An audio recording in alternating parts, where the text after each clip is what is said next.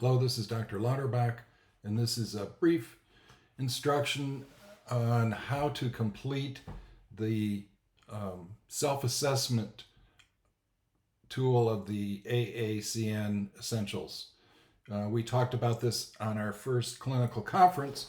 There's been a change since that was yesterday, and I had the meeting today with the members of the Curriculum Assessment Committee of the College of Nursing, and they decided they want us to go forward with a new tool right away rather than wait for any other review or approvals. So I'm recording an updated video for you on how to complete them. Let me start by saying in the module, I'm going to give you a copy that you see on the screen from the American Association of Colleges of Nursing. And these are the new essentials that, as I told you, were first presented for discussion in 2021 and finally got approved last year. Well, not even a year ago, early in 2024. This is a large document of 82 pages. I don't necessarily think you need to read all of it, although it's interesting, but I know you're busy. So I'm going to just move through this document rather quickly to show you how it's constructed.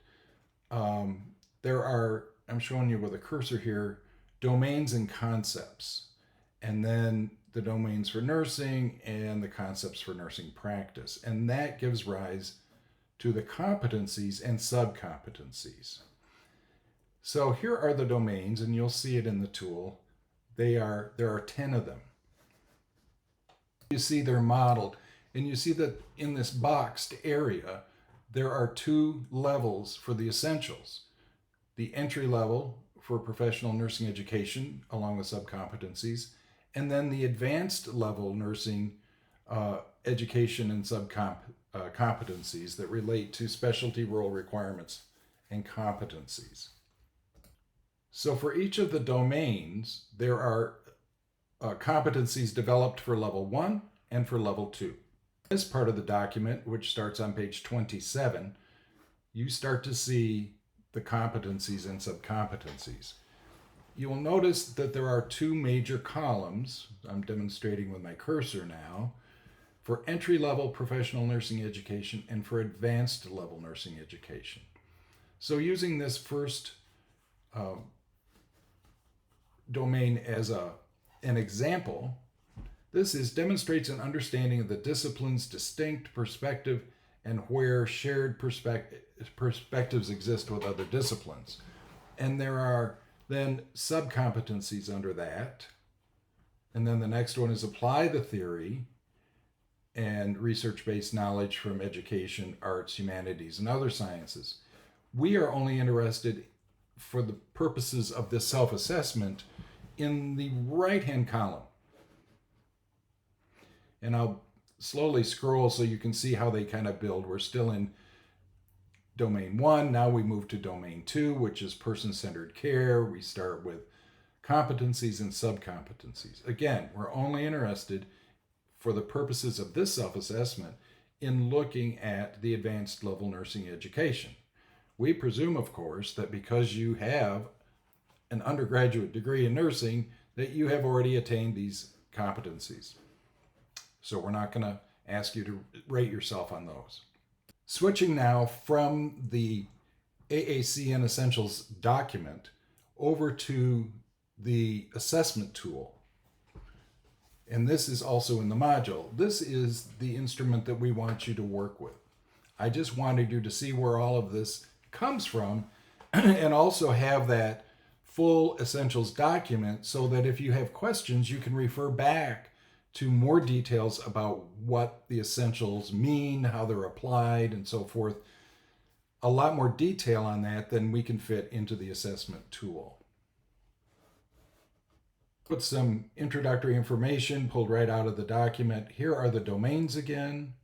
As we said, there are 10 of them. And then we get to instructions for using the self-assessment tool.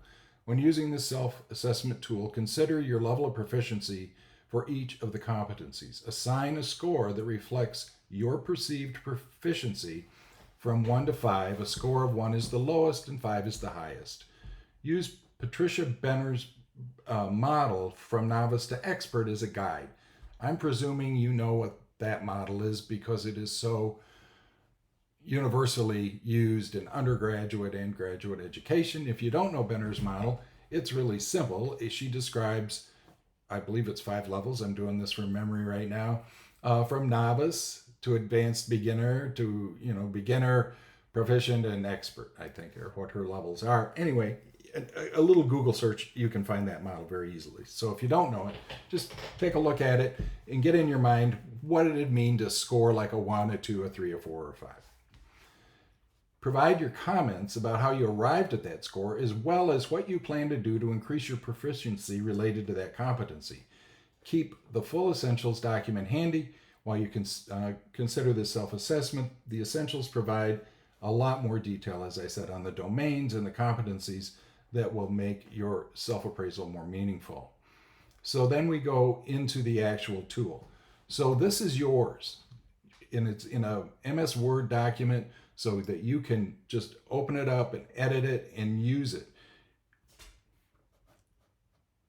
And I would say to you, to really get the benefit out of this, you should see this as a dynamic document.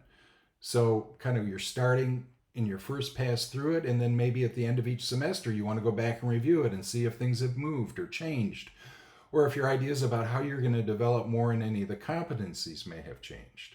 But again, this isn't graded, and it isn't a cause for anxiety. This is for you. And when you turn it into me, I'm going to look at it to make sure you gave it reasonable effort, and then you pass. That's all there is to it. If I don't think you've done reasonable effort, I'm going to hand it back to you and ask you to do it again before I would simply enter a grade of failure. So it's pretty much a no jeopardy kind of thing. It's meant to be a guide for you as you continue along your path to completing your DNP. So I'm not going to belabor it too much. Those instructions, I hope, are pretty clear. But here's that first competency. Demonstrate in the first domain. Demonstrate an understanding of the discipline of nursing's distinct perspectives and where shared perspectives exist with other disciplines. Now, if you look over here, and I'm sorry it's probably pretty small for you, this doesn't say 1.1a, it says 1.1e. So this competency actually starts with E. Why would that be? The reason is everything up to E, so 1.1, A, B, C, and D, are in level 1. And then the numbering continues in a continuous way, and you'll see this in the AACN document, for level 2. So we're only looking at the level 2 competencies and subcompetencies, in particular, subcompetencies. So don't be distracted, and it'll be different under every subcompetency because there are different numbers of them. So 1.2, apply the theory, and so forth. Demonstrate clinical judgment founded on broad knowledge bases and so forth. And then 2 is about engaging in establishing a caring relationship. So that now we move into the second domain, number 2, and then and so on and so forth. And then later on you get through those and you get to the third domain, and they just go continuously. So what we want you to do is think about these essentials, think about your own practice, your own knowledge, where you think you stand, and just make a check mark to rate yourself between 1 is low and 5 is being high or very proficient, or somewhere in between. And then you just open the cell and just type in some comments here for yourself and save it under your own name. And you'll keep it, and I'll get a record of it, and we'll use this along with your advisor to kind of guide you on the way to get to the end of the completion of your DNP. I hope that's helpful.